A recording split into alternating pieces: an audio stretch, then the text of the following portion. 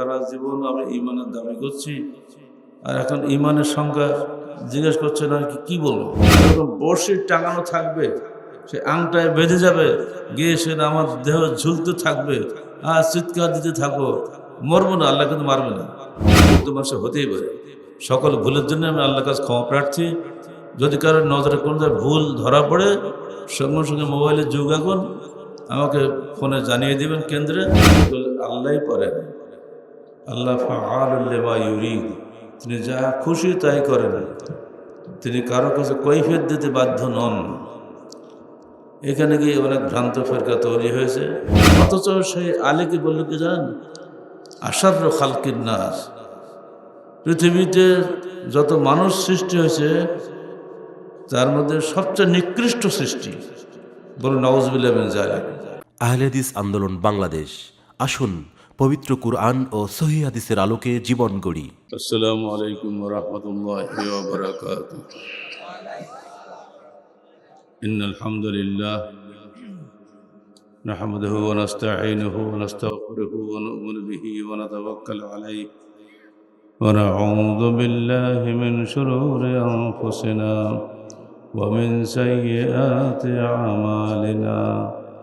من يهده الله فلا مضل له ومن يضلل فلا هادي له ونشهد أن لا إله إلا الله وحده لا شريك له ونشهد أن محمدا عبده ورسوله যাবতীয় সালাত আল্লাহ আমিনের জন্য, যাবতীয় দরুদ সালাত শেষ নবী মুহাম্মদ রাসূলুল্লাহ সাল্লাল্লাহু আলাইহি ওয়াসাল্লামের জন্য। আল্লাহ বলেন, মান আমিলা সালিহান মিন যাকারিন আও উনসা, যে ব্যক্তি সৎ কাজ করে, পুরুষ হোক বা নারী হোক, অহুয়া মুমিনুন, এবং সে মুমিন। কোন কাফের যতই সৎ কাজ করুক, আখিরাতে সে কোনো নেকি পাবে না। দুনিয়াতে মানুষের প্রশংসা পেয়ে সে খুশি হবে। এজন্য ওহুয়া মুমিনুন শব্দটি শর্ত হিসাবে এসেছে। ফালানুহইয়ান্নাহু হায়াতান তাইয়্যিবা, তাকে অবশ্যই আমরা পবিত্র জীবন দান করব। ওয়ালানাজজিয়ান্নাহুম আজরাহুম বিআহসানি মা কানু ইয়ামালুন, এবং অবশ্যই তাদেরকে তাদের কৃতকার্যের অপেক্ষা অধিক উত্তম পুরস্কারে ভূষিত করব। কৃতকর্ম আমরা যা করেছি আমরাই জানি, কিন্তু আল্লাহ বলছেন যদি সে আল্লাহকে খুশি করার জন্য ঈমানের সাথে কাজগুলি করে, তাহলে আমরা তাকে তার কৃতকর্মের অপেক্ষা অধিক উত্তম পুরস্কারে ভূষিত করব। আমরা প্রত্যেকে চাই অল্প কাজ করে বেশি পুরস্কার পেতে, আর আল্লাহ গফুরুর রহিম, তিনি অধিক পুরস্কার দেওয়ার জন্যই বসে আছেন। দুনিয়াতে তার যত রহমত, তার 100 ভাগের 1 ভাগ তিনি দুনিয়াতে দিয়েছেন, সমস্ত বান্দার মধ্যে ওটা ছড়িয়ে দিয়েছেন। মা সন্তানকে স্নেহ করে, পিতা তার সন্তানকে স্নেহ করে, এমনকি একটা গরুর গাভী তার বাছুরকে আদর করে চাটে। মুরগি যখন তার বাচ্চাদেরকে পালন করে, টিকটিক করে ডাকলে সব মুরগির বাচ্চা মুরগির কাছে চলে যায়।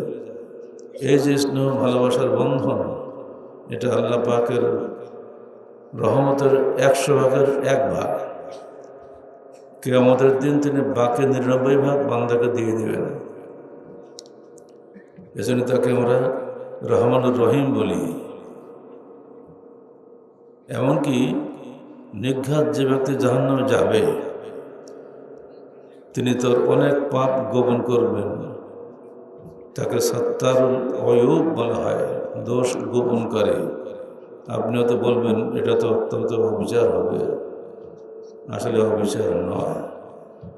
অনেক দোষ আছে মানুষের, যেগুলো মানুষের কাছ থেকে গোপন আছে, যেগুলো বিচার হয়নি।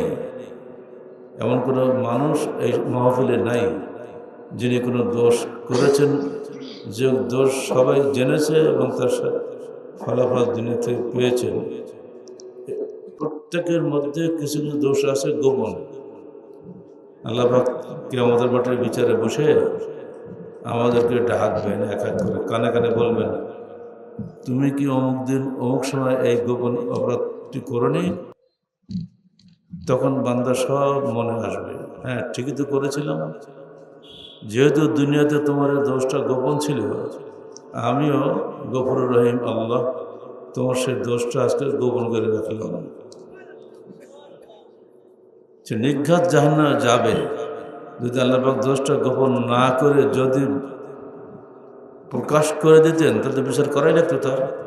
আর বিচার করলে তাকে জাহান্নামেই যাওয়া লাগতো। আল্লাহ পাক যেন সেদিন আমাদের অনেক দোষ গোপন করে আমাদেরকে জান্নাতুল ফেরদাউসের অধিকারী করেন, আমরা আল্লাহর কাছে সেই প্রার্থনা করি। এজন্য তিনি বলছেন, লানাজজিয়ান্নাহুম বিআহসানি মা কানু ইয়ামালুন, তাদের যা কৃতকর্ম, যা তাদের পাওনা, তার চেয়ে অধিক উত্তম পুরস্কার আমি তাদেরকে দান করব। এটা করলে আল্লাহই পারেন। আল্লাহ ফাআলুল লিমা ইউরিদ, তিনি যা খুশি তাই করেন, তিনি কারো কাছে কৈফিয়ত দিতে বাধ্য নন। এখানে গিয়ে অনেক ভ্রান্ত ফেরকা তৈরি হয়েছে, যারা মুতাজিলা, তারা বলে যে আল্লাহ কখনোই অবিচার করতে পারেন না, অতএব আল্লাহ যে কাউকে দোষ ঢেকে রাখবেন, তাদেরকে জান্নাতে পাঠিয়ে দেবেন, এটা তো আমরা বিশ্বাস করি না। এটা হলো মুতাজিলা। আর এক দল রয়েছে মুরজিয়া, তারা বলেন মানুষ যতই পাপ করুক আল্লাহ সব মাফ করে দিবে। এটা ঠিক অপোজিট। এই মুরজিয়া তরিকার অনুসারী যারা, তারা বলে সির্ফ আল্লাহকে মুখে স্বীকার অথবা মনে বিশ্বাস করলেই আমি ইমানদার হয়ে যাব, আমার আমলের কোনো প্রয়োজন নাই। আমল ইমানের অংশ নয়। এই আকীদা যারা পোষণ করেন তারা হলেন মুরজিয়া মতবাদের অনুসারী। বাংলা যাদেরকে শৈথিল্যবাদী বলা হয়, তারা স্লোগানে বিশ্বাসী, কর্মে বিশ্বাসী নয়। তারা তৌহিদি মুসলমান, তারা আহলে হাদিস মুসলমান নয়। আহলে হাদিস বললে আরেকটা প্রশ্ন চলে আসে,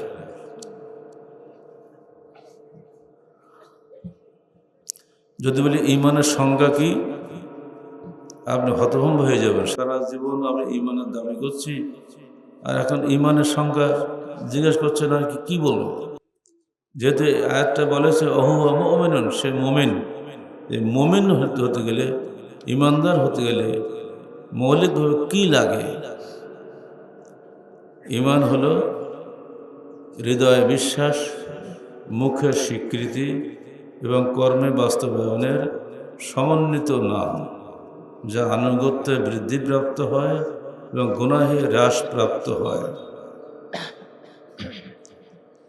বিশ্বাস হলো মূল, কর্ম হলো শাখা, যা না থাকলে পূর্ণ মুমিন হওয়া যায় না। এবার আপনি নিজে চিন্তা করুন, আপনি যা বিশ্বাস করেন সেই অনুযায়ী কর্ম করেন কিনা। যদি পূর্ণভাবে কর্ম করতে পারেন তাহলে আপনি পূর্ণ মুমিন। আর যদি পূর্ণভাবে ঈমান না থাকে আপনার, তাহলে আপনি অপূর্ণ মুমিন, কাফের নন।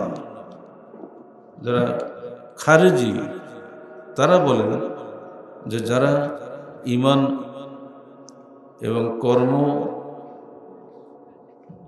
এবং কথা, যেটা স্বীকৃতি, এই তিনটাকেই ঈমানের মূল মনে করেন। যদি একটা যদি না থাকে তাহলে সে কাফের হয়ে যাবে, সে কবিরা গুনাহগার, সে রক্ত হালাল হবে তার। বাংলাদেশের যারা জঙ্গি, আন্তর্জাতিকভাবে ইহুদি নাসারা রাষ্ট্রগুলি এই খারেজি আকীদাকে উস্কে দিয়ে একদল তরুণ ছেলেকে জঙ্গি বানিয়েছে।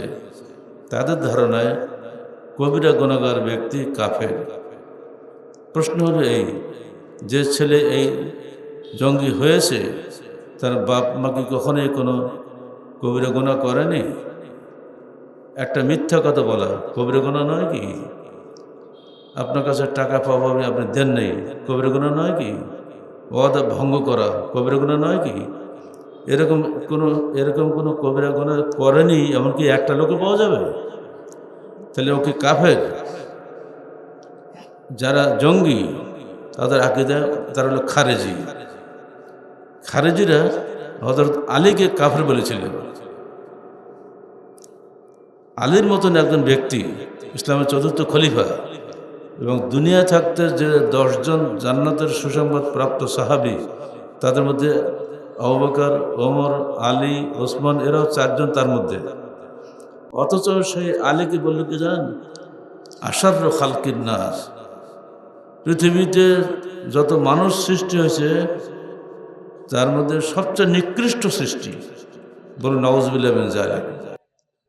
তাদের আকীদায় বলছে, যেহেতু তিনি একটা গুনাহ কবিরা করেছেন, কি তিনি মুআবিয়ার সঙ্গে যুদ্ধ করছেন,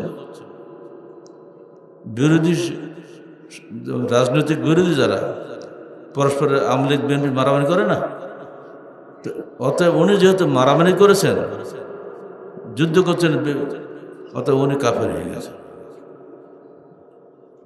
আকীদা সাংঘাতিক। আকীদা যদি ঠিক না থাকে আপনার, আপনি যত রফলাদানকে সালাত আদায় করেন কোনো কাজে লাগবে না। 2 নম্বরটা ঠিক এর বিপরীত। তারা বলে মনে একটা বিশ্বাস থাকলেই ইমানদার হওয়া যাবে, আমল করা লাগবে না। ঠিক বিপরীত হয়ে গেল না? এরা হলো মুরজিয়া, শৈথিল্যবাদী। বাংলাদেশে এই 2 দলের মধ্যে কোন দলের লোক বেশি বলতে পারেন? আপনারা তার পিছনে আসেন, আমি তো দেখতে পাচ্ছি না, আপনাদের বুঝে সুঝে উত্তর দেবেন। বাংলাদেশে কোন দলের লোক বেশি?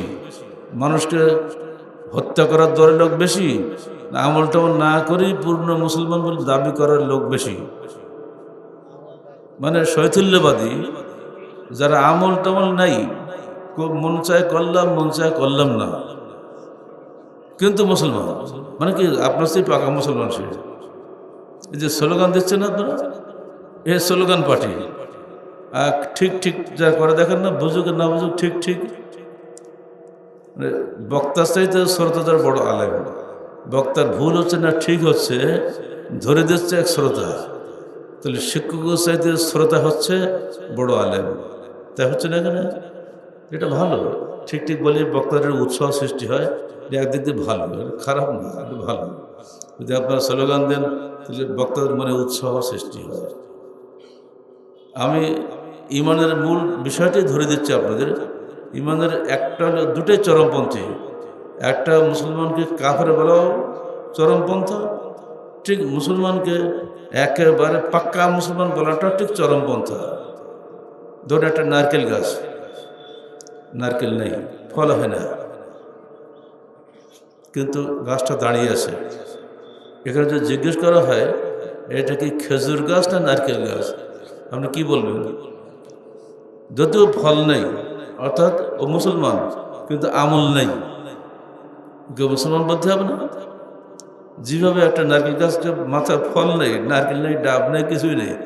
এখন তো ডাব পাওয়াই যায় না, আমফান ঝড়নে হয়ে একটা ডাবের দাম 150 টাকা। তার যা ডাব নেই বলে কি ওকে আমরা বাবলা গাছ বলবো? ওর তো আমাকে নারকেল গাছই বলতে হবে। ঠিক অমনিভাবে যদি আপনি দেখেন যে ওর ফল সবই আছে, কিন্তু ডাবের মধ্যে পানি নেই, তাহলে কি বলবেন? ফল আছে কিন্তু পানি নেই। আপনি ওকে পুরো গাছ ধরে কাটি ফেলবেন নাকি? যদি গাছই না, আজ না কাল হবে তো, কিন্তু আপনি পুরো গাছ কাটার ফতোয়া দিয়ে দিলেন, যেহেতু ফল নেই, ও গাছই না, নারকেল গাছই না ওটা। এটাও তো এই ফতোয়া চলবে না। মুসলমান যদি বাঁচিয়ে না থাকে, মেরে ফেলে দেন আপনি, তো মৃত্যুর আগ পর্যন্ত তাকে সুযোগ দিতে হবে, সুযোগ তওবা করার সুযোগটা পায়। কিন্তু আপনি ফতোয়া দিলেন, ও খারেজি হয়ে গেছে, অতএব ওকে মেরে ফেলা।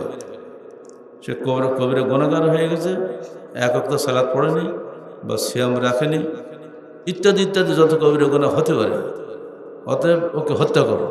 যদি এই ফতোয়া যদি দেই, আর ওই সরকার যদি আগামী দিনে ক্ষমতায় আসে, তাহলে ওই আদালত যদি তাদের বিচার ব্যবস্থা এটি করে তো ওকে হত্যা করো, এটা ইসলাম বিরোধী বিচার হবে। তাহলে এটা আল্লাহ বলছেন অহুয়া মুমিনুন, যদি সে মুমিন হয় আর যদি সে সঠিক আমল করে, তাহলে আমি তাকে সর্বোত্তম যাজা দান করব। এখানে আমলের ব্যাখ্যা আসে না। আমল হতে হবে ও আমলা সালেহান, নেক আমল, সৎ কর্ম। সতের ব্যাখ্যা কি?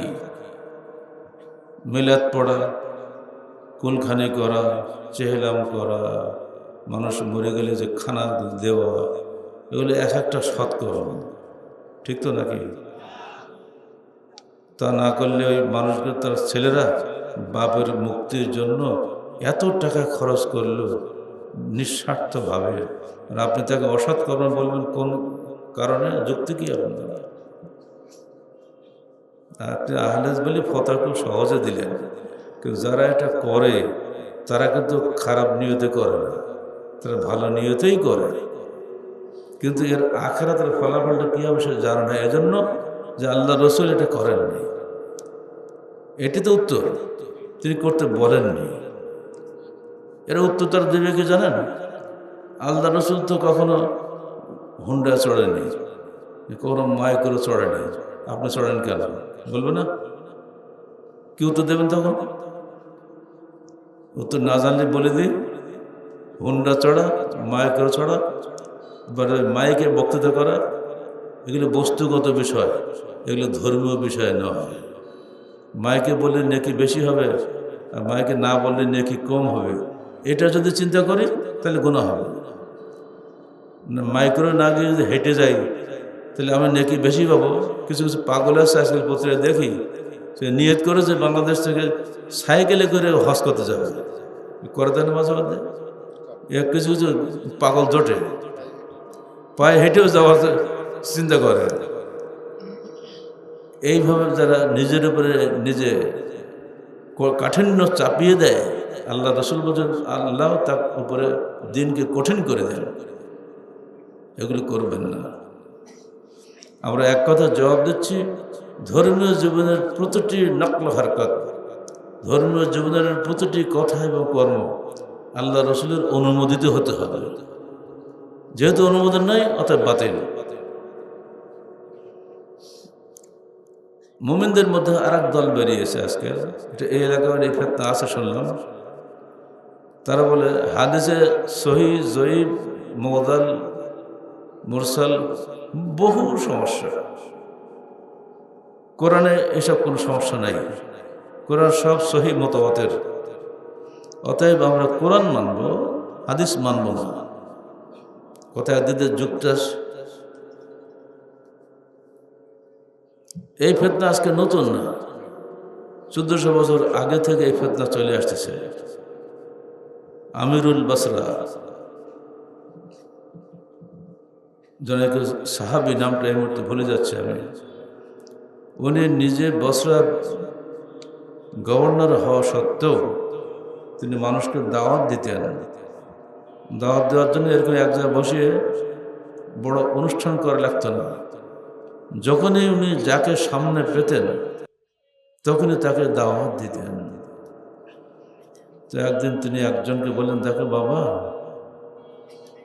তোমরা কোরআন হাদিস মেনে চলো, তোমার আমল যদি হাদিস অনুযায়ী না হয়, ওই আমল আল্লাহর কাছে কবুল হবে না। তখন উনি বলছে, আপনি হাদিস ছাড়েন, কোরআন বলেন। তখন আবার গভর্নর বলছেন, চিন্তা করেন তর্কটা হচ্ছে কার সঙ্গে? গভর্নরের সঙ্গে, ছোটোখাটো মানুষের সাথে না। তা গভর্নর বলছেন, আচ্ছা তুমি কি সালাদ পড়ো? হ্যাঁ পড়ি। তুমি কি সিয়াম রাখো? হ্যাঁ রাখি। সালাদ কীভাবে পড়ো? যেভাবে আল্লাহ নবী শিখিয়েছেন সেভাবে পড়ি। তো ওটাই তো হাদিস মানা হয়ে গেল। চিন্তা করতে পারেন? ও এতটা ভুল করছিলেন। আহিয়াক আল্লাহ কামা আহায়তানি, আল্লাহ আপনাকে দীর্ঘায়ু করুন, যেভাবে আপনি আমাকে আজকে জাহান্নাম থেকে বাঁচালেন। ভুলটা ধরে দিল, খুশি হয়ে গেল, দোয়া করলো। কিন্তু যতদিন তাকে ভুলটা কেউ ধরে দেয়নি ততদিন তার ধারণা ছিল আহলে কোরআনটা ঠিক, আহলে হাদিসটা বেঠিক। আপনি বুঝতে পারলেন তো কথাটা? উদাহরণটা ক্লিয়ার হয়েছে আপনাদের? আপনাদের এখানে এই ফেতনাতে যদি খারাপ থাকে তাদেরকে আদর করে দয়া করে বুঝিয়ে বলেন, বাবা তুই সালাত পড়িস না, শ্যাম রাখিস না, বিয়ে শাদী করিস না। হ্যাঁ, সবই তো করেছে।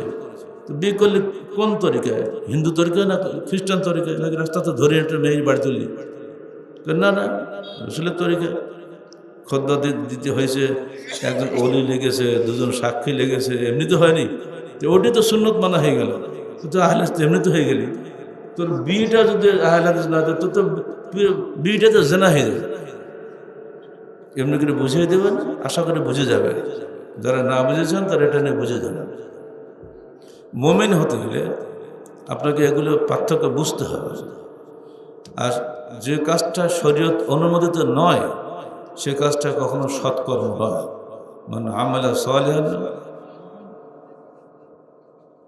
যে ব্যক্তি সৎকর্ম করে তাকেই আমি উত্তম যাজা দিয়ে থাকি। যতটুকু আমল বান্দা করে তার চেয়ে আমি বেশি বেশি দিয়ে থাকি। আল্লাহ তো ভান্ডার কোনো কমতি নেই। এমনকি এত বেশি বেশি দেন, অন্য একটা আয়াতে এসছে ওয়াজিয়াদা, সৎকর্ম করেছ তোমাদের জান্নাত পাও না, স্বাভাবিক কথা। জান্নাত পাবো না, আরো বেশি অতিরিক্ত কিছু তোমাদেরকে আমি দেব। জিজ্ঞেস করা হলে, হে আল্লাহ রসুল, এই অতিরিক্ত আল্লাহ কি দিবে? ব্যাখ্যা দিচ্ছেন আল্লাহ রসুল, কোরআনে নাই এ ব্যাখ্যা, ব্যাখ্যা দিচ্ছেন হাদিসে।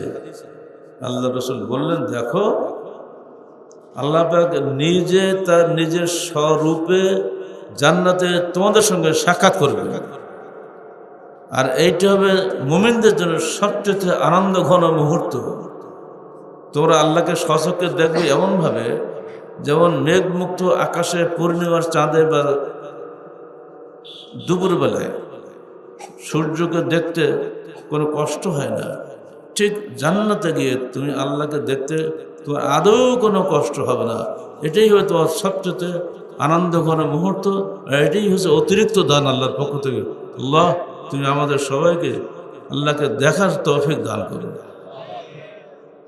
এই হলো মুমিন। আপনাকে মুমিন হতেই হবে, যে কোনো মুমিন, কারণ আমাদেরকে মরতেই হবে, এটা স্বাভাবিক। 10 মিনিট সময় দিন আমাদের ভাই মূল্য পরশু দিন সে হার্ট অ্যাটাক করলো, 10 মিনিট টাইম হয়নি হাসপাতালে যাওয়ার, বাড়ির কাছে হাসপাতাল, যেই সেটিং করার আগে মারা শেষ। তো মৃত্যু অবিসংবাদিতভাবে সত্য। হিন্দু হোক, মুসলমান হোক, জৈন হোক, খ্রিস্টান হোক, কাফের হোক, মুমিন হোক, সকল মানুষ তো একমত যে মৃত্যু হবেই। মৃত্যুর পরে আপনাকে অবশ্যই আল্লাহর কাছে হাজিরা দিতে হবেই, কোনো কাছে নেই। যে আল্লাহ আপনাকে সৃষ্টি করেছে সে আল্লাহর কাছে আপনাকে ফিরে যেতে হবে। সেখানে গিয়ে যেন আমাদের জাহান্নামে যেতে না হয়। পুলসরা টাঙিয়ে দেওয়া হবে, জাসর বলা হয়, ব্রিজ। সেখানে বড় বড় আংটা ঝুলবে। ওই ব্রিজ কেউ পার হয়ে যাবে বিদ্যুতের গতিতে, কেউ পার হবে চোখের পলকের ন্যায়, কেউ পার হবে ঘোড়সওয়ারের ন্যায়, কেউ পার হবে আলোর গতিতে, বাতাসের গতিতে, কেউ পার হবে আস্তে আস্তে পায়ে হাঁটার ন্যায়। কিন্তু হাঁটতে পারবেন, মাঝখানে ফসলে পড়ে যাবে। গেলে সেই পুলসিরাতে যে সমস্ত বড়শি, তো আপনারা চেনেন, মাছ ধরার বড়শি আছে না, ওরকম বড়শি টাঙানো থাকবে, সে আংটায় বেঁধে যাবে, গিয়ে সে আমার দেহ ঝুলতে থাকবে, আর চিৎকার দিতে থাকবো। মরবো না, আল্লাহ কিন্তু মারবে না, বাঁচিয়ে রাখবে। আযাব ভোগ করতে হবে। ঠিক সেই সময় দুই পাশে দুটা জিনিস গিয়ে দাঁড়াবে যাতে আপনি পড়ে না যান।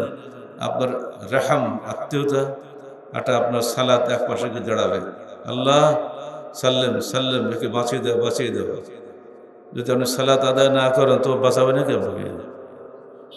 আপনার নিজের ছেলে পিয়ে যা আত্মীয় স্বজন আছে তাদের সঙ্গে সম্পর্ক ভালো না, স্ত্রীর সঙ্গে সম্পর্ক ভালো নেই, সন্তানের সঙ্গে সম্পর্ক ভালো নেই, বাপের সঙ্গে সম্পর্ক ভালো নেই।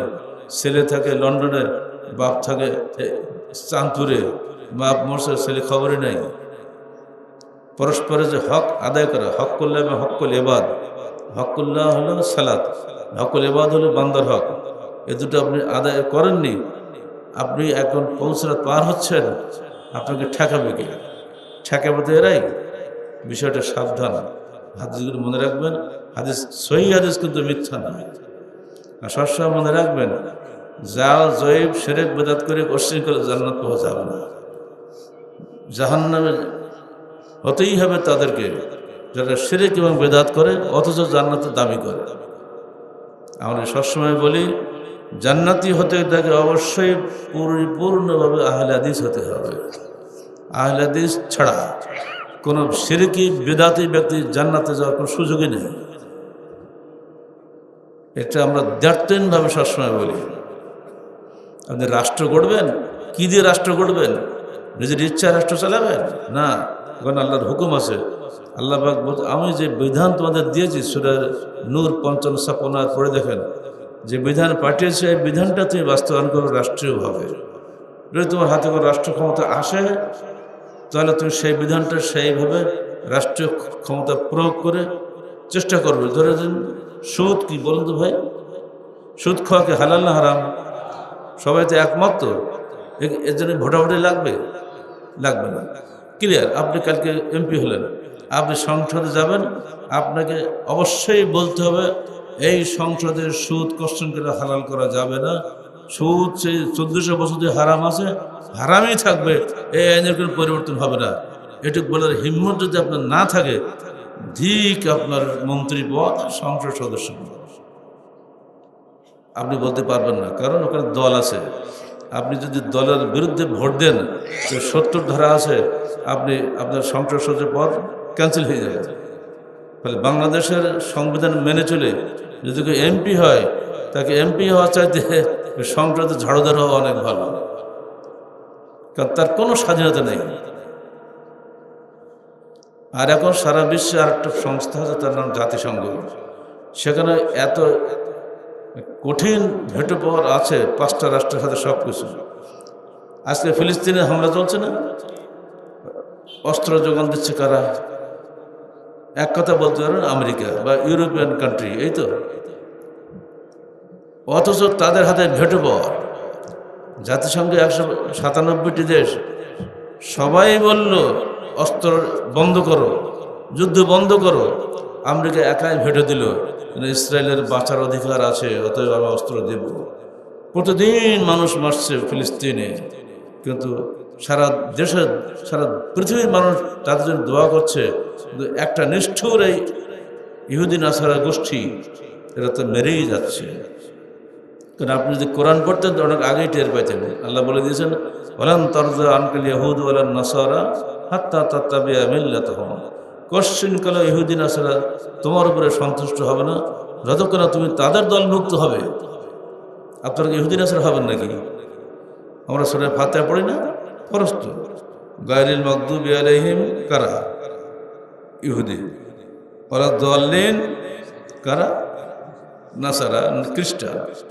ইহুদি নাসারাদের হাতে বাঁচার জন্য আমরা প্রতি ওয়াক্ত সালাতে, ফরজে পড়ি, সুন্নতেও পড়ি, নফল সালাতেও, সালাত পড়লেই কিন্তু আমরা এগুলো পড়ি, তাই না? এত বারবার পড়েও আমি বাংলাদেশের সরকারে আছি, আমি একটু শব্দ করছি না, যা পার করলে হয়তো আমার ক্ষতি হতে পারে। স্বার্থ একটু নম্র কণ্ঠে বলে দিয়েছে, হ্যাঁ আমরা ফিলিস্তিনের পক্ষ আছি, এই পর্যন্ত শেষ। কিন্তু জোরালো কোনো প্রতিবাদ সেখানে নেই। অথচ আমরা শুনিয়ে দেওয়াই ভালো। আহলে হাদিস আন্দোলন বাংলাদেশের পক্ষ থেকে ওই ফিলিস্তিনের ভাই বোনদের খাওয়ানোর জন্য আমরা ইতিমধ্যে কয়েক লরি খাদ্যশস্য পাঠিয়েছি। এক লরি খাদ্য ভরতে 11.5 লক্ষ টাকা করে ব্যয় হয়েছে। এখান থেকে ওখানে আমাদের এক ছাত্রের মাধ্যমে মিশর থেকে কয়েক লরি খাদ্যশস্য, কিছুই আল্লাহ করতে পারলাম না। অন্তত আমার ভাই বোনদের একটু না খেয়ে মরতেছে, সব না খেয়ে, তাদেরকে খাওয়ার জন্য একটু ব্যবস্থা শরীক হলাম। সোজা কথা বলছে আপনাকে, এটা কিন্তু আহলে হাদিস আন্দোলনের একটা গর্ব। আর দোয়া তো করছি সবসময়, আপনারা দোয়া করুন আল্লাহ পাক যেন ফিলিস্তিনের ভাই বোনদের উপর থেকে গজব উঠিয়ে নেন। প্রতিটি ক্ষেত্রে আপনি যদি মুমিন হন, আপনি চরমপন্থী হতে পারবেন না, আবার শয়তানবাদী হতে পারবেন না। আপনাকে অবশ্যই মধ্যপন্থী হতে হবে। মধ্যপন্থী ইমানদাররাই আহলে হাদিস। যে কোনো কাজ করার আগে আহলে হাদিস দেখে এই কাজটা হাদিসে আছে তো। আমাদের একজন বিখ্যাত আলেম মারা গিয়েছেন, সাতক্ষীরা ইটিগাছে একসময় আমাদের বাসা ছিল। বাসাতে বেরিয়ে আসতেছে, দেশের মুড়ি বলছে, এই গালিব ভাই দেখো তো এ কি লিখলেন উনি। বাপরে, এত আলেম, অদ্বিতীয় বক্তা। আপনার বাগেরহাটে মুন্সিগঞ্জ ঘাট আছে না, মণিগঞ্জ ঘাট আছে না, তার পাশে গোপালঘাটি গ্রাম আছে না, সেই অতীতের কথা স্মরণ করে, এখনকার বাগেরহাট না কিন্তু সেই পুরনো বাগেরহাটের কথা স্মরণ করতে হবে। ওইখানে উনি বক্তৃতা শুরু করলেন রাত্রে এশার পরে, আর শেষ করলেন ফজরের সময় আজানের পরে। প্রায় 8 ঘন্টা একটানা তিনি বক্তৃতা করলেন। কি তেজস্বী বক্তা! বাংলার ইতিহাসে এত বড় তেজস্বী বক্তা কোনো জন্ম হয়নি, আজও প্রশ্নই ওঠে না, আগামী দিনে হবে কিনা আল্লাহ ভালো জানে। সেই বক্তার লেখা বই সহি নামাজ ও দোয়া শিক্ষা, সেখানে তিনি লিখেছেন 40 দিনে ওই চেহলাম করলে ওটা বেদাত। আমরা বলি বেদাত, বলি না, কিন্তু একদিন আগে পিছু করলে ওটা জায়েজ, ওটা হবে। এই ধরনের লিখছে, বর্ণদিন কেটা খবর রাখে। আর অনেক কিছু আছে। গর্ভবতী নারী গর্ভ খালাস হচ্ছে না, খুবই কষ্ট পাচ্ছে।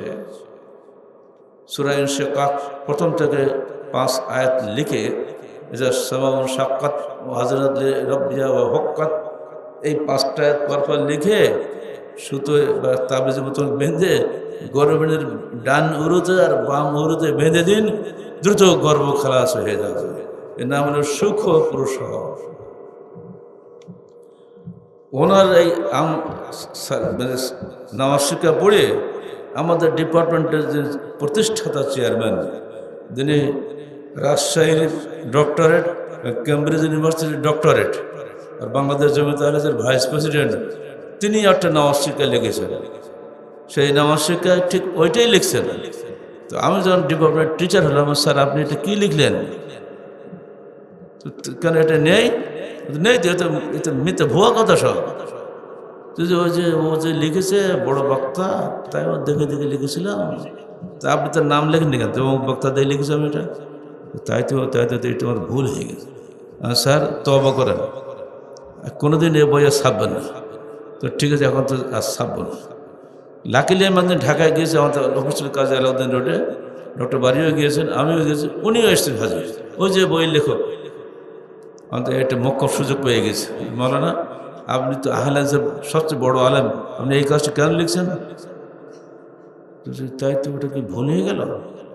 ভুল মানে কি? একবার ডাহাসের একই। ঠিক আছে, আমি আমার জীবদ্দশায় বই আর ছাপব না। উনি চলে গেছেন দুনিয়া থেকে বিদায় হয়ে। ছেলেরা দেখবো তাই নিয়ে ব্যবসা করছে। আহলে হাদিস পেলেই আপনি পাগল হয়ে যাবেন না। আহলে হাদিস আন্দোলন Bangladesh itself is a movement. এটা একটা সংস্কার আন্দোলনের নাম।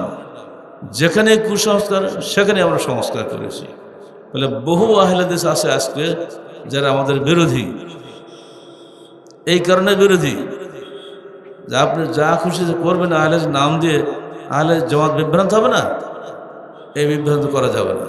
এই জন্য আমাদের প্রত্যেকটি বই, অন্তপক্ষে আমার লেখা বই সম্পর্কে আমি দায়িত্ব নিয়ে বলতে পারি, যতক্ষণ আমার জ্ঞান ঠিক আছে ততক্ষণ আমি সহিহ হাদিস দিয়েই লিখছি। ভুল তো মানুষের হতেই পারে। সকল ভুলের জন্য আমি আল্লাহর কাছে ক্ষমা প্রার্থী। যদি কারোর নজরে কোনো ভুল ধরা পড়ে, সঙ্গে সঙ্গে মোবাইলের যুগ এখন, আমাকে ফোনে জানিয়ে দেবেন কেন্দ্রে যে এটা স্যার একটা ভুল ধরা পড়ে। অনেক সময় প্রিন্ট আমি করি না, প্রিন্ট টিপাটিপি করলে আলাদা, হয়তো আকার জায়গায় ওকার হয়ে গেছে, একটা শব্দ বসে গেল, হয় না এরকম? এগুলো যদি আমি দেয় না, তবুও আমি আমার হায়াতে যদি কোনো ভুল আপনারা ধরিয়ে দেন, আমি আপনাদের প্রতি কৃতজ্ঞতা স্বীকার করছি এবং ওগুলো সঙ্গে সঙ্গে সংশোধন করার চেষ্টা করে দেব। এই যে এটা হলে আমি কি দেন তরজমাতুল কোরআন, মাত্র 4.5 মাসে এটা লেখা, বিশাল বই। এত সংক্ষিপ্ত সময় এটা সম্ভব না। পাশে আরেকটা কোরআন আছে, এই দেখেন, এটার নাম কি? সহি নুরানি কোরআন শরীফ।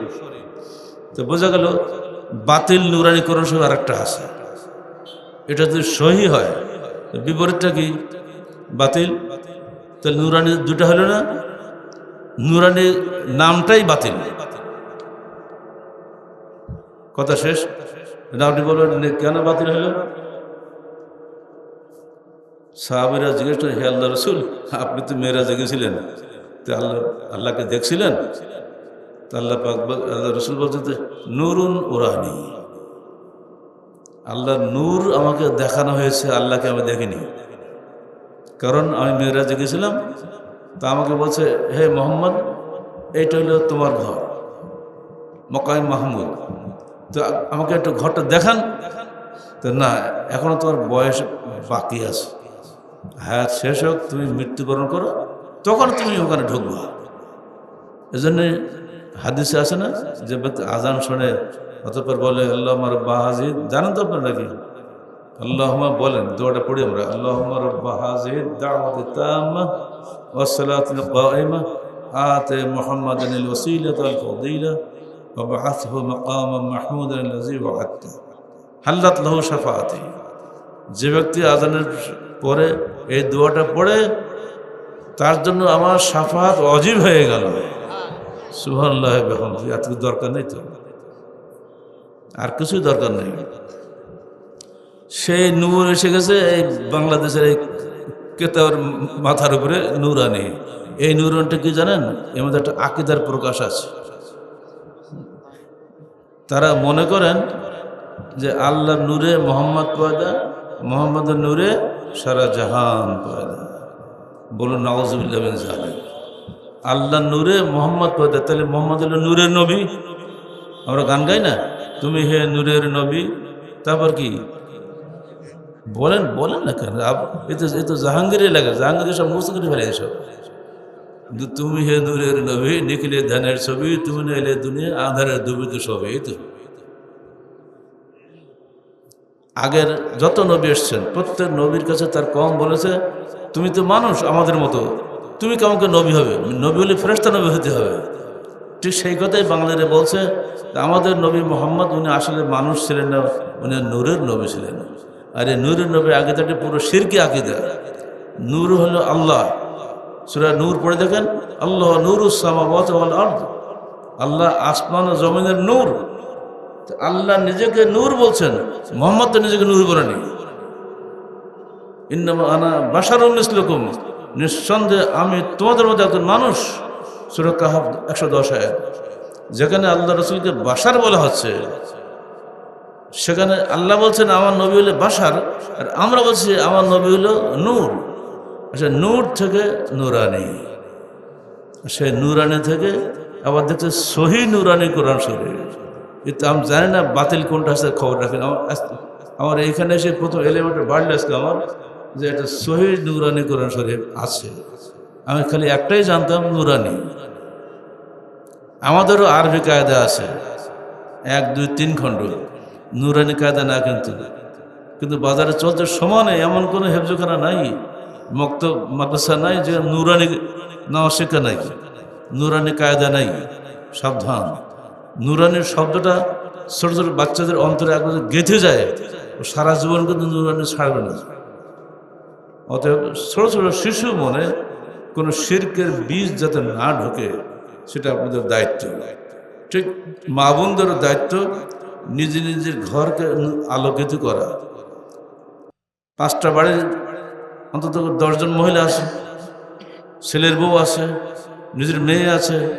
আপনারা অবশ্যই বাসাতে একটা সপ্তাহে একটা দিন আল্লাহর বাস্তে সময় দিবেন। সেখানে বসে আপনার তালিম বৈঠক করবেন। আমাদের সব বই লেখা আছে, শুধু ইমানের সংজ্ঞা আকীদা বলে একটা পৃষ্ঠা আছে। একটা পৃষ্ঠা দয়া করে আপনারা পড়েন। একটা পৃষ্ঠা আপনার 2 দিন সময় লাগবে, একদিন পারবেন না। ইমানে মুজমাল আছে না, আমানতু বিল্লাহি কামা হুয়া বিআসমাহি ওয়া সিফাতিহি ওয়া কাবালতু জামিয়া আহকামিহি ওয়া আরকানি। এর ব্যাখ্যা কি? আমি বিশ্বাস স্থাপন করলাম আল্লাহর উপরে যেমন তিনি। বোঝা গেল তিনি কেমন আমরা জানি না, এটুকু আপনাকে শেখাতে হবে। এরপর ইমানে মুফাসসাল 6টা, আমানতু বিল্লাহি ওয়া মালাইকাতিহি ওয়া কুতুবিহি, বলেন বলেন, ওয়া কদরে খায়রি ওয়া শাররি মিনাল্লাহি তাআলা। এই 6টা স্তম্ভ না থাকলে কেউ ইমানদার হতে পারবে না। মানে 5টা বিশ্বাস করলেন, তকদির বিশ্বাস করলেন, সব শেষ। এই দুটো যদি মুখস্থ করেন, একটা দিনের তালিম বৈঠকে 1 ঘন্টা বা 1.5 ঘন্টা আপনার মা বোনরা সচেতন হয়ে গেল। আসলে ঈমান অর্থ এইটাই। ঈমান অর্থ নিশ্চিন্ত বিশ্বাস। যেমন সন্তান তার পিতামাতার কলেজে নিশ্চিন্ত বিশ্বাস করে, দেখবেন মা হাত বাড়ালে ঝাঁপ দিয়ে মার্কা চলে আসে। তো ঠিক অনুরূপ একটা চেহারা মহিলা যদি হাত বাড়ায়, বাঁচে না, জীবনে তার কাছে যাবে না। ওটুকু ছোট্ট বাচ্চা কে শিখালো? এইটা আমার মা। বাচ্চা যখন মায়ের কোলে নিশ্চিন্ত হয়, বান্দা তেমনি আল্লাহর উপরে ভরসা করে নিশ্চিন্ত হয়। ওয়া ইয়াতাওয়াক্কাল আলাল্লাহি ফাহুয়া হাসবুহু, যে ব্যক্তি আল্লাহর উপরে ভরসা করে আল্লাহ তার জন্য যথেষ্ট হয়ে যান। আমরা সকল কাজে আল্লাহর উপরেই ভরসা করি, আল্লাহ তুমি আমাদের জন্য যথেষ্ট হয়ে যাও। আল্লাহুম্মা আমিন। এটুকু পুরুষেরা করবেন মসজিদে, আর আপনারা মা বোনদেরকে করবেন স্ব গৃহে। প্রয়োজনে যদি কিছু পথ হেঁটেও যদি আরেক বাড়িতে যেতে হয় তাও যাবেন। সমাজটা ভাই গড়ে তোলেন। যুবকদেরকে আহলেদের যুব সংঘের সংগঠনে ঢুকিয়ে দেন, দেখবেন অন্য যুবকদের চাইতে আপনার যুবক এমন কথা বলবে যে আপনাকে লজ্জা দেবে। আব্বা জোরে সালাত পড়েছেন? আরে বাবা রাখতে হয়, এত কাজে ব্যস্ত থাকো। আব্বা যদি এক্ষুনি আপনার আজরাইল এসে যায়, মালিকের মউত এসে যায়, আগে সালাত পড়েন তো, পরে খাবেন। যদি ছেলের কাছে এরকম বাবা যদি 1 দিন 2 দিন শোনে, ওই বাবাকে কখনো সালাত বাদ দেবে? দূর অতীতে 1983-র 23শে নভেম্বরে আমি একটা সম্মেলনে গেছিলাম, রাজশাহীর আমের শহর কনসার্ট, চাঁপাইনবাবগঞ্জের। আমি যখন উঠেছি তখনই পিছন থেকে আমি একজন বলছে যে স্যার, এই মেয়েদের ঢিল মেরেছে যুবকেরা। কেন? মেয়েরা জলসা শুনতে আসছে সেজন্য।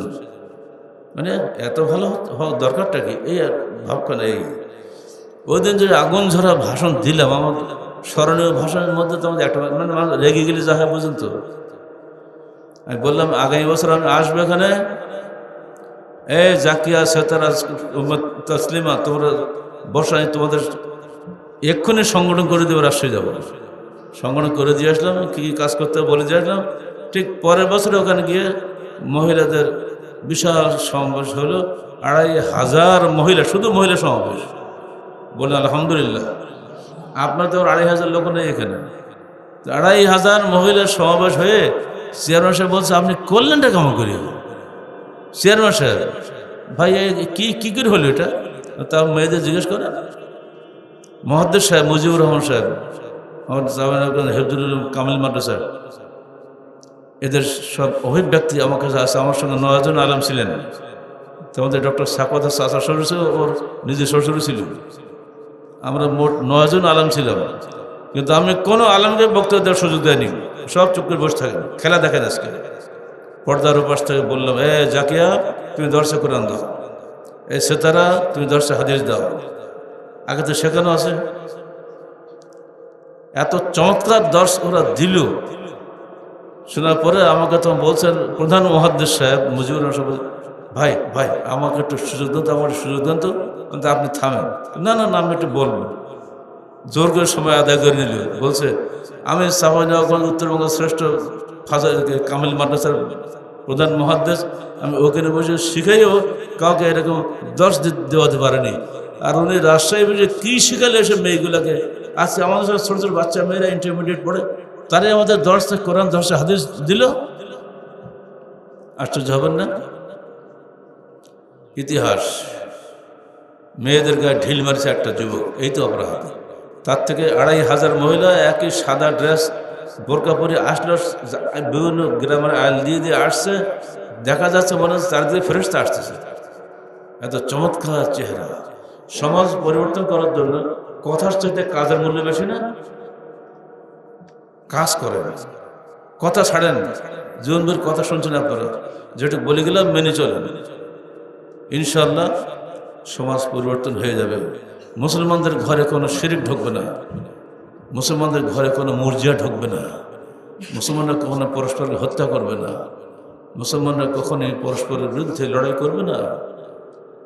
আত্মীয়তার বন্ধন সুদৃঢ় হবে, আর আত্মীয়তার বন্ধন যদি সুদৃঢ় হয়ে যায়, আর সালাদ যদি নিয়মিত পড়ান আপনি, পুলসিরাতের পাহারাদার হবে এরাই। আল্লাহ পাক আমাদেরকে সত্যিকার অর্থে মুমিন হওয়ার তৌফিক দান করুন। পরিশেষে রাত অনেক হয়ে গেছে, 11:10 এখন।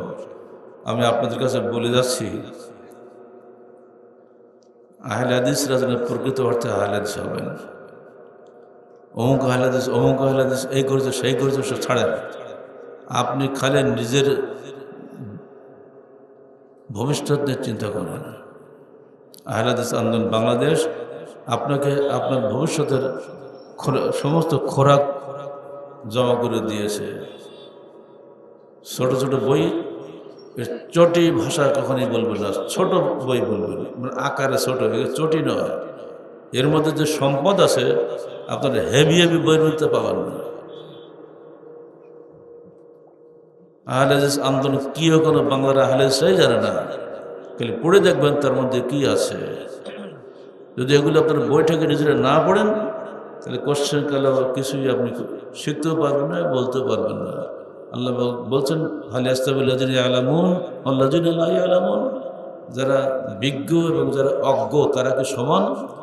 এই মুহূর্তে যে ইমানের ব্যাখ্যাটা আপনাদের দিলাম, আপনি এটা শিখলেন না? এখন কিন্তু আপনার ইমান আগের চেয়ে তাজা হয়ে গেছে। যে আপনি নেড়া মন্টু একটা নারকেল গাছ হবেন না, আমার নারকেল গাছ অবশ্যই ফল হতে হবে, তবেই মানুষ ওটাকে কদর করবে। আল্লাহ কদর করবে, বান্ধাও কদর করবে। আবার তাকে হত্যাও করবো না, কারণ সে কাফের হয়ে যায়নি, সে ফাসেক হতে পারে। এই কথাগুলি বলে আমি আপনাদের কাছ থেকে বিদায় নিতে চাচ্ছি। দোয়া করবেন যদি আবার কখনো আসা হয়। যদি সংগঠন টিকে থাকে তাহলে হয়তো পাবেন, সংগঠন যদি না থাকে শত চেষ্টা করে পাবেন না। সংগঠনটাই মূল। আল্লাহ রাসূল বলছেন, জামাত রাহমা ফুরকাত আযাব। জামাতবদ্ধ জীবনটা হচ্ছে রহমতের জীবন, বিচ্ছিন্ন জীবনটা হচ্ছে আযাবের জীবন। আমরা রহমতের জীবনের সাথী হতে চাই, আযাবের জীবনের সাথী হতে চাই না। আল্লাহ তুমি আমাদের সবাইকে পবিত্র কোরআন ও সহিহ আলোকে জীবন গড়ার তৌফিক দান করো। আমিন। আকুলু কওলি হাযা আস্তাগফিরুল্লাহ লি ওয়া লাকুম ওয়া লিসাইরিল মুসলিমিন। আসসালামু আলাইকুম ওয়া রাহমাতুল্লাহি ওয়া বারাকাতুহু।